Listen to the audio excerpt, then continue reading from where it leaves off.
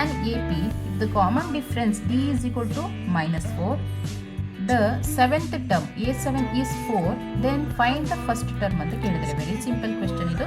Common difference ಅಂದರೆ D is equal to -4 ಅಂತೆ, A7 is equal to 4 ಅಂತ ಅಂದರೆ n is equal to ಅವರೇ ಕೊಟ್ಟಿದ್ದಾರೆ 7 ಅಂತ. ನಾವೇನು ಕ್ಯಾಲ್ಕುಲೇಟ್ ಮಾಡಬೇಕು? A is equal to calculate ಮಾಡಬೇಕು. What is the formula? AN will be equal to A plus n minus 1 into D. AN ಅಂತ ಅಂದರೆ ಅರ್ಥನೇ A7 ಕ್ಯಾಲ್ಕುಲೇಟ್ ಮಾಡಬೇಕು. A plus 7 minus 1 into D. 7 minus 1 into D ಅಂದರೆ -4. A7 will be 4 is equal to, what about A? We don't know. Plus 6 into -4. So 4 is equal to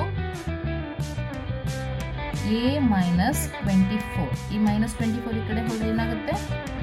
24 plus 4 is equal to A. So A is equal to 28. First term ಏನಾಯಿತು? 28 ಆಯಿತು.